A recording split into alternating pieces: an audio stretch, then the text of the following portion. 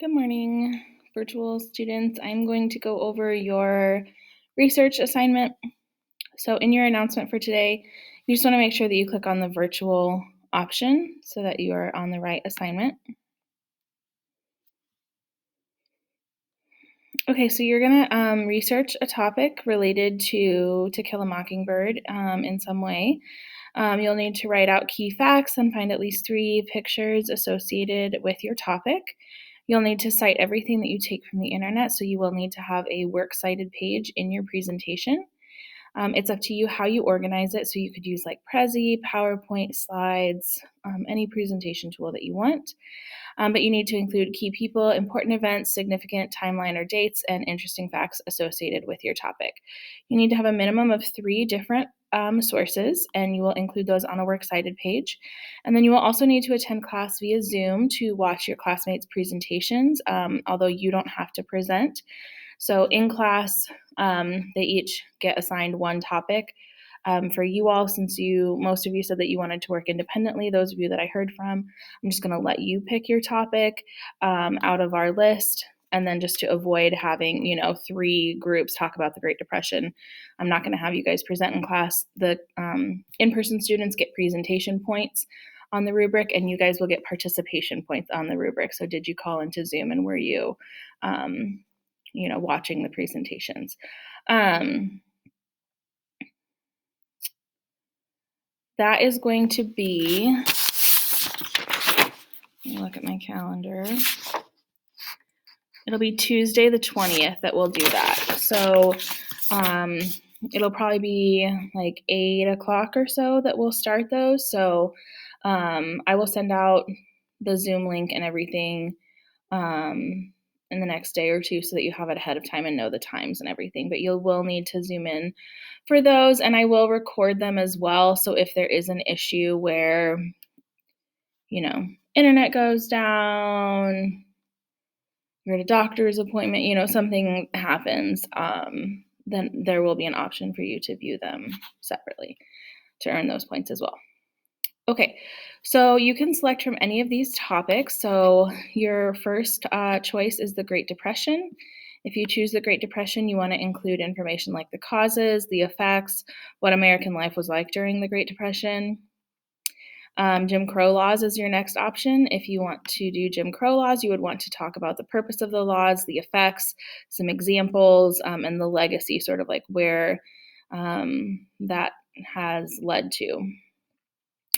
Scottsboro Boys is your next option. If you do Scottsboro Boys, you would want to offer a summary of the situation, the results of the trial, the end results. So what happens at the end of the trial is not the end of the story, and then just sort of the controversy that surrounded the Scottsboro Boys. And then the last option is life in the South in the 1930s. So you would want to look at like American life, what were jobs like, what were people doing? What was the money situation? What did it look like to go to school? What did people do for entertainment? What were some events that impacted Americans? What was families like? What was family life like? What activities did people participate in? So just kind of an introduction to, what was life like in the 1930s? So it was very different than our life now. So you want to, within those, you want to make sure that you cover at least 3 important dates or events, okay? 3 important people related to your topic and sort of what their significance was, 3 photographs related to your topic, and like I said, at least 3 citations on a works cited slide. Okay, so you don't have to necessarily do these separately, right? Like if you're doing Scottsboro Boys and in your summary you're mentioning 3 dates and 3 people, that's great. But just make sure that you have these things incorporated, okay? It doesn't necessarily have to be separate, so you can kind of set it up how you want. Here's your rubric. So content, like did you have good, valuable material? Participation, did you attend the presentations? Organization, were your slides easy to follow? And then works cited, did you cite your sources? So I want to go over really quickly how to get your works cited slides formatted. So let's say that I'm going to do the Great Depression for my project. And so I'm going to look here at this history.com. That seems like it would be a reputable source. It's not just Wikipedia, right? So it's a little bit more reliable. Okay. So then when I'm on this website, I need to figure out how to cite it. Now, some websites do have like a citation that they will offer to you, like at the bottom of the page or something. You can always check for that. But if not, then what you're going to want to do is use a citation generator. So personally, my favorite citation generator is called Cite This For Me. And there is actually a Chrome extension that you can install if you want to. This for me. So you could just look up Cite This For Me extension. But you can also just use it as a website too. But if you're using Chrome, you can actually add it to Chrome. It's already added on mine. I'm gonna remove it real quick and then re-add it because I couldn't find it earlier.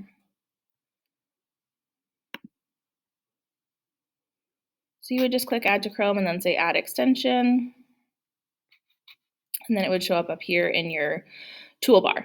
So if I have that installed, what I'm going to do is when I'm on whatever website that I want to cite, I'm going to click on that extension. Where did it just go?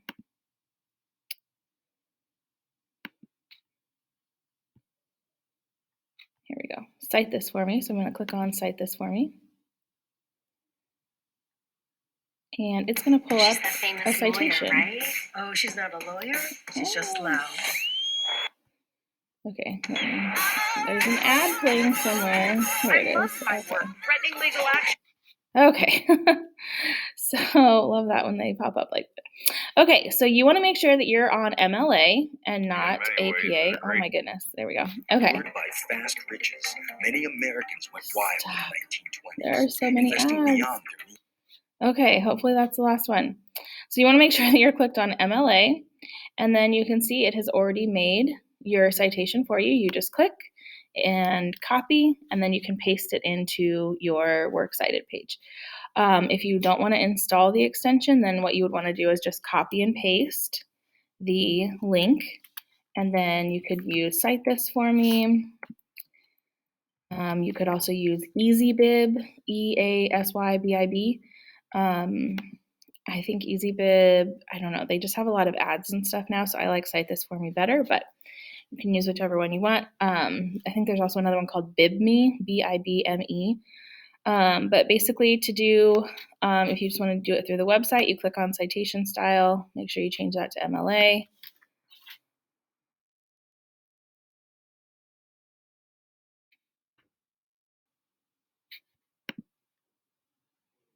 Come on, little buddy. MLA 8th edition, that's what you want, okay? And then you would want to do add new reference. Select website. And then just type in the URL here. Okay, now it will ask, if it can't pull certain information, it will ask you to provide it.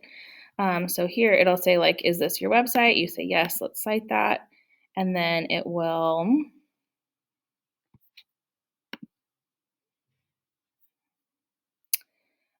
tell you what they found and what they couldn't find.